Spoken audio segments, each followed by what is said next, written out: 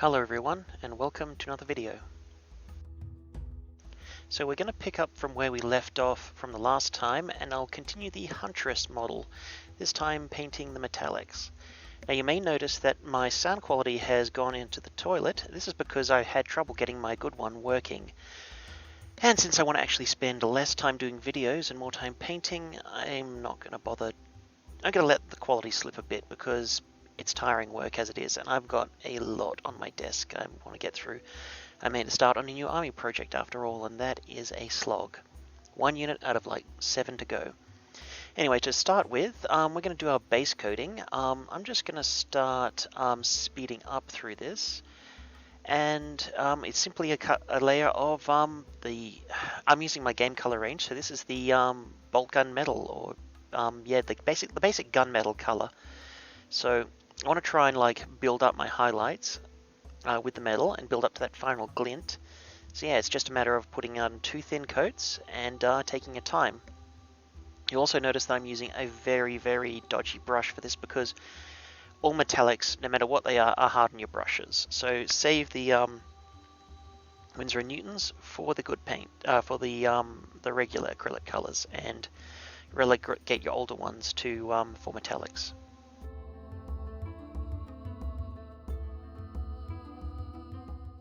So pretty much all of the metallic surfaces will get a couple of coats of the bolt gun metal. Sorry, the chainmail, or no, it's not chainmail, the gunmetal, whatever it is. This is just to establish that base metallic color. Yeah, that's pretty much it. And you'll notice how, as I'm doing all of the clasps and what are they called? Fastenings, you just take time and be extremely careful, because if you get any on the skin, it is a pain to clean up. I've also found that even cleaning up after a bit of overspill, it doesn't fully remove the metallic glint, so there's that to bear in mind.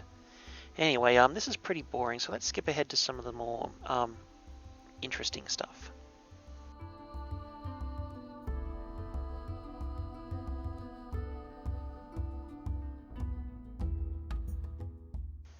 Alright, so you'll notice I've also base coated some of the metallics already. I'm using the darkest of the gold colors. I don't remember exactly what it was. And I'm just going to aim for like a rough brassy type, or polished brass or copper type color. So I'm applying it in pretty much the same way as the metallics, just 2 even coats on the like the jewelry, some of the ornate furnishings of the sword and that sort of thing. And yeah. We'll build it up to a more brighter, more radiant gold color. Okay, so here's where things get a little interesting. So that divot I was going to turn into some jewelry I didn't like the look of, so I decided to do some post-painting sculpting work. That's me clearing away my painting workspace and getting my workshop ready. So yep, I'm using a very, very cheap diamond file to drill out the divot to try and sculpt it into a hairline. This was a pain to deal with.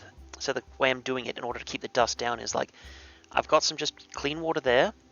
I'm doing a bit of work on removing the divot, and then I'm just clearing away some of the dust with a wet brush, just to try and keep it basically visible, and so I clean up the dust as I go. Anyway, back to painting.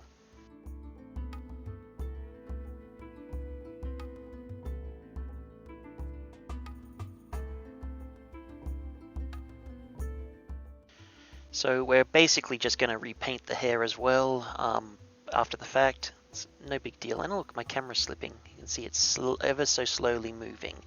Just going to keep washing this in case it ends up looking at my crotch or something. Nobody wants to see that.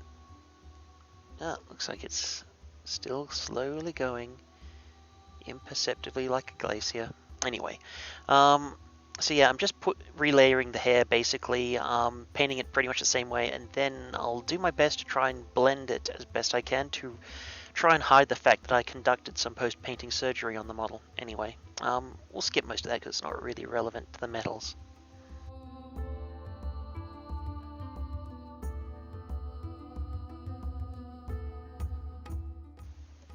Alright, so we're going to go ahead with the washes. So I've already prepared two colors. I've got a black and a brown wash. The black wash is going to go on the silver metallics, and the brown wash is going to go on the gold. And also I'll use these colors to do a dark line between the metallic components and other components of the model, just to break up the detail and provide some demarcation to help the eye pick out the detail. Anyway, let's move on.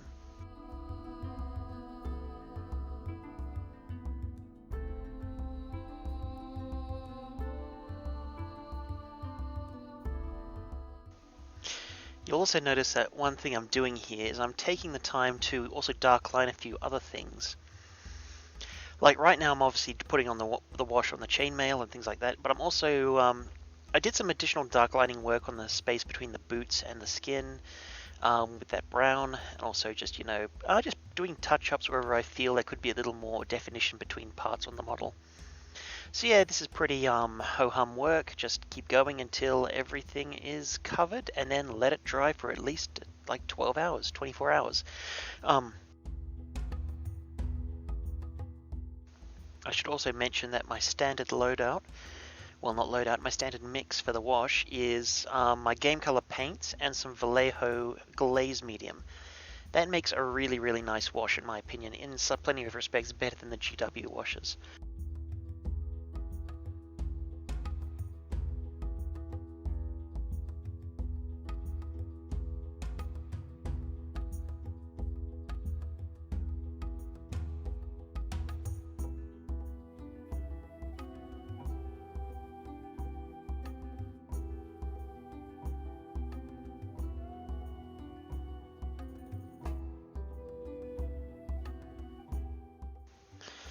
And of course we'll take some time to also continue to work on redoing the hair. So in this case I'm using some of the brown wash just to give it a bit more contrast, and yeah, just to try and repair the damage we did with the paint job. Anyway, that's pretty much it. We will skip ahead to more more, I don't know, in-depth work. I'll see you in a bit.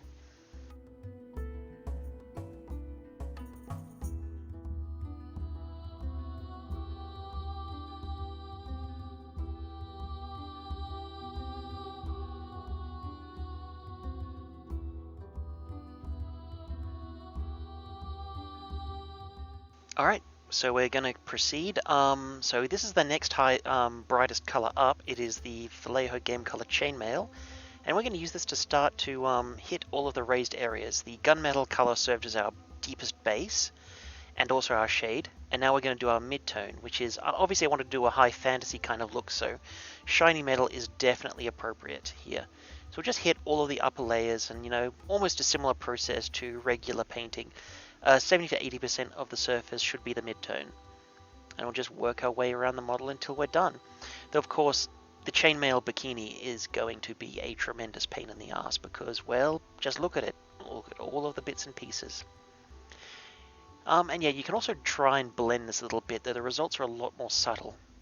Like I'm trying to do on the axe head there.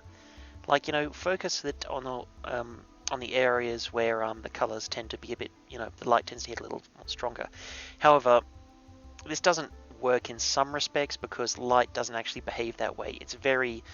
The highlights and shades are very sharp on metal, and it's something I've never really been able to do.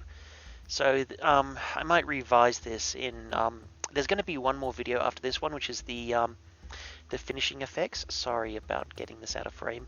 Where I'm going to have more or less the finished model in front of me, and I'm going to continue to wheedle away on the bits and pieces that I'm not entirely happy with until I finally have reached that point of perfection where I can put the model down and say, there, I'm done. Anyway, let's skip through most of this work at high speed.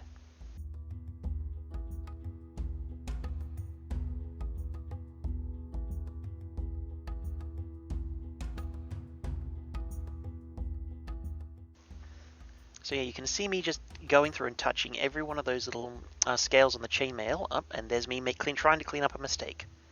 It's kind of hard when you do it. You just have to recognize it immediately, get your little scrubbing brush out, and work it quickly with a bit of water. But also at the same time, you got to be careful not to disrupt the underlying layer of paint that you want to protect. Anyway, This is why you take your time in painting. So if you feel yourself starting to slip, get up, take a break, make a tea, coffee, whatever your preferred hot beverage is, or a cold beverage if it's appropriate. Whatever you feel like. Anyway, so yeah, it's just keep working away.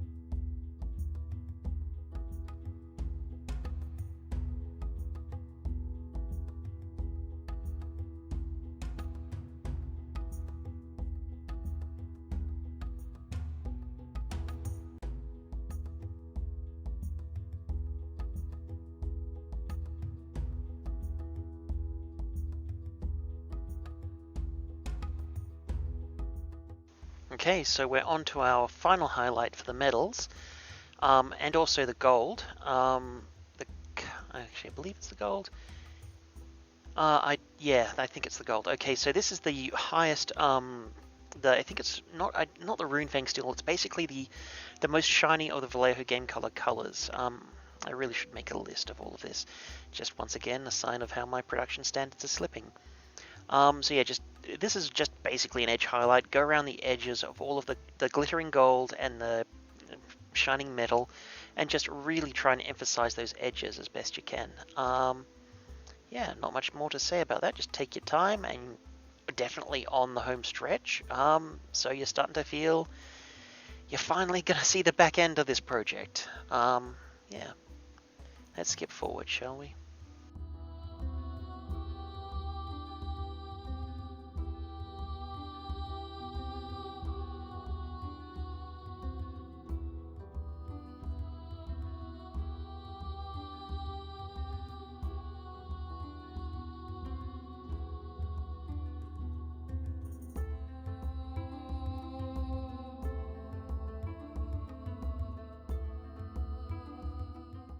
And finally, one thing I just quickly did, and it wasn't particularly great quality, was I painted the inlay gold on the axe as a little bit more detail.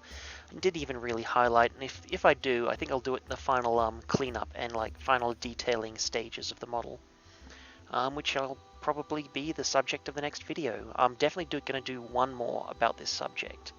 And there's also a final thing I want to do, which will be, well, a fairly dramatic step. Let's skip forward to it.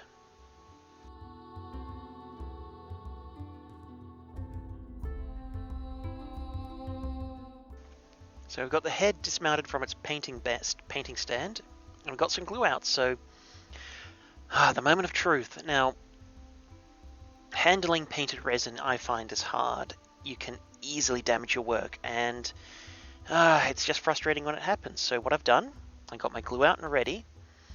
I'm putting on some gloves, and we're going to try and carefully, extremely carefully, insert the head and get it all flush with the model, with the body. So yeah, let's see how I go. Obviously you want to get some glue ready. Now, just get some of that crap out of the way. Of course, test fit first. And just get your positioning right before you commit to gluing. And yeah, the gloves are pretty much essential, because if you're being this rough with a model, your skin's natural like fluids, that sounds terrible, it will start to damage the paint job, so you want to minimize that at this stage. Some people paint the entire process with gloves on, but I'm never that patient. So you do the smart thing, which is you put the glue on a bit of paper or a container, and then you use a toothpick to apply it to your surface. Don't do what I did.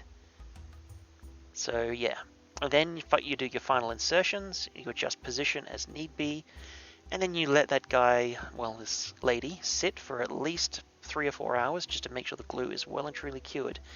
And there you go. She is getting ready and looking good. Fit for comic book covers and the imaginations of horny teenagers and men. Yeah, so I'm... and of course, horny lesbians, apparently. I got chewed out by a friend of mine for not being inclusive in that space, which is fair. So, that's pretty much it. Thanks for watching if you've made it this far. Again, do not subscribe. Do not give YouTube any more money than they need to. I don't know why I do this anymore. Yeah, just if this was useful and inspiring, great. Feel free to not give me exposure. It's probably for the best, really. I don't need the hassle in my life right now. Alright, see you later.